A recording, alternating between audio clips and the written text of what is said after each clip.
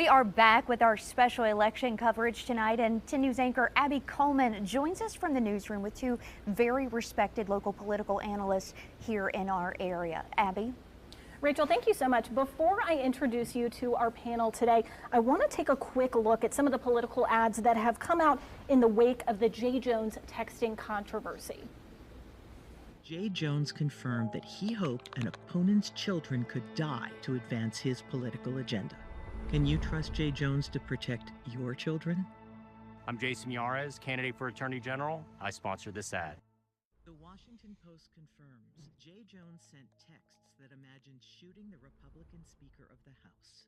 Jay Jones wished. Joining us this evening from Virginia Tech, Dr. Cayce Myers, and from Hollins University, Dr. Ed Lynch. Thank you both so much for joining us today. I want to jump right into what has become the biggest controversy of this campaign season in what is, of course, the Jay Jones texting controversy. Sure. First of all, Dr. Lynch, let me get your take on this whole ordeal. Okay, well, I remember talking to a colleague a few months ago, and we were handicapping the statewide races in Virginia, and she was asking, you know, is there any chance for any of the Republicans, because the structural parts of the structure here in Virginia is very much pro-Democrat and favors the Democrats. And I said, well, something is going to have to change in order for the Republicans to have any chance at all at this thing. Something's going to have to change. And a couple weeks later, these texts came out from Jay Jones in which he talked about, you know, putting 2 bullets into the head of the speaker and children dying in their mother's arms.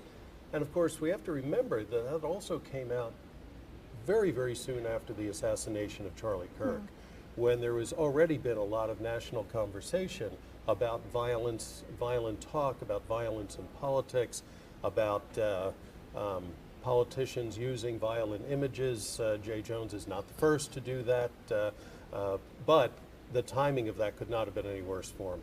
Yeah, and absolutely. And speaking of timing, this came at a point pretty late in the race, a point so late that the Democrats really could not put another candidate forward. Dr. Myers, how much did that timing really complicate things? I think it complicates things in a couple of ways. One is that they weren't able to replace the candidate, so obviously he stays on the ticket. So it complicated the issue at the top of the ticket with Spanberger and the Democrats having to figure out how they are going to navigate this situation. Now, it may actually help Jones in some respects in the fact that early voting was already taking place. And so in that sense, we don't know what the effect is really going to be until we see what those early votes come in as. But right now, it seems that it certainly has harmed him. I think the Republicans tried to tie this to a larger political issue with the entire ticket unsuccessfully. But this has certainly been the top of mind discussion going on in these Virginia races, and I think it's really going to be a topic of discussion going forward for you know, how candidates communicate and what they are saying.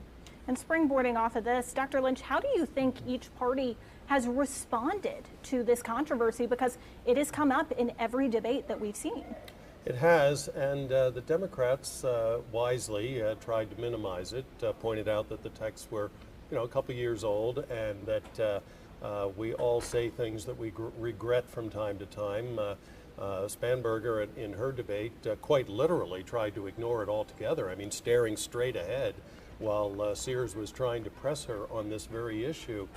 Where I think the Republicans made their mistake, quite frankly, was focusing on the more sensational part of this, you know, the 2 bullets in the head and that, and talking about that as Jay Jones is potentially violent, whereas I think they would have been better off saying Jay Jones does not have the temperament to be the state's top lawyer.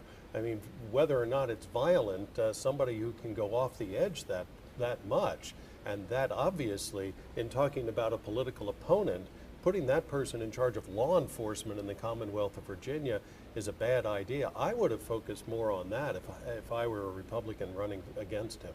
And this has clearly shifted tones in a lot of ways over the last few weeks. But one of those ways is political advertising. I mean, in almost every ad you see now, it's focused on Jay Jones.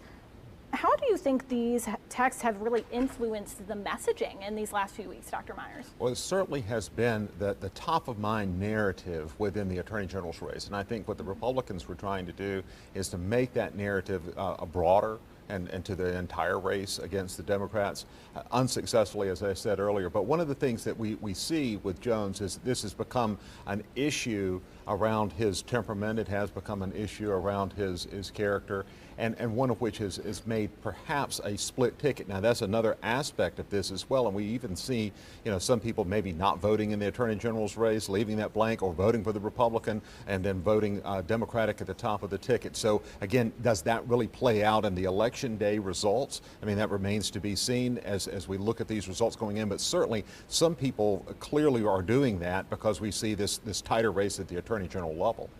And now, last question for you, Dr. Lynch. Sure. I mean, we talk about political advertising. It's all we see. But at the end of the day, how much do these advertisements really impact voters?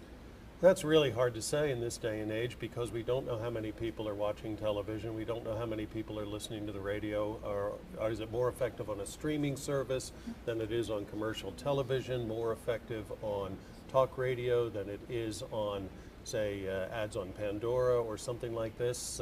This is changing very, very rapidly and very, very hard to track. The one nice thing about all the political advertising, though, it is a nice break from the Medicare supplement ads. So we do get a break from those occasionally. They'll be back on in force tomorrow. Look, negative campaigning is always a risk.